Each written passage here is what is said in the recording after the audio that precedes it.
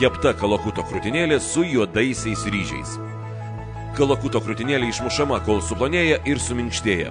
Lašišos filė sumalama smulkintuvu ir sumaišoma su grietinėle. Padaromas tirštas padažas. Įdedama druskos ir pipirų. Iš kalakuto krūtinėlės suformuojama pailga juostelė ir ant jos dedama lašiša. Formuojamas lašiša įdarytas kalakutieno suktinukas.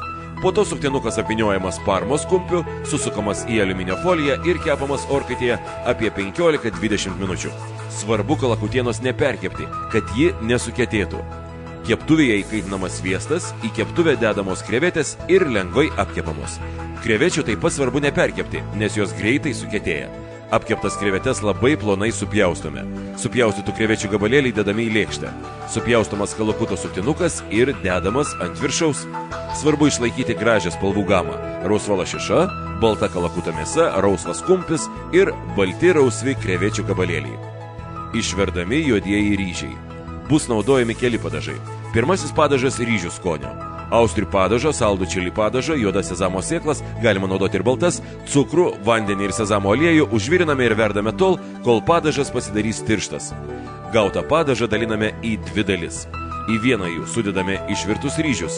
Jų dedame tiek, kad padažas taptų labai tirštas. Ryžiai turi nepasklisti lėkštėje kaip košė, o būti pakankamai tiršti, kad iš jų būtų galima suformuoti bokštelį lėkštėje.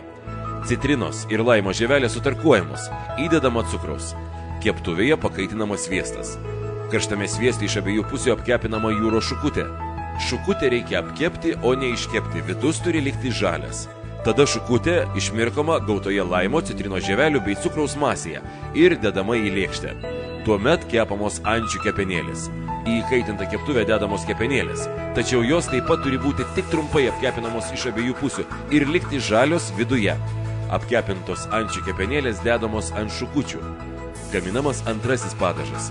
Į dubenį dedamas česnakas, kedro riešutai, šviežios spanguolės, truputis aliejaus, piletrūno, druskos ir pipirų. Viskas sumalamas smulkintuvu. Kuo stambiau sumalsite šios produktus, tuo geriau matysis visos sudedamosios dalys ir jos išlaikys savo spalvą. Kai pagaminti abu padažai, jais piešiame ant lėkštės. Pusė lėkštės juoduoju padažu, kita pusė spanguolių padažu. Vienoje lėkštės pusėje turi būti kalakutas su lašiša ir krevetėmis, o kitoje šukutė su ančių kepenėlėmis. Ant viršaus dar dedamas džiovinto laimo griežinėlis.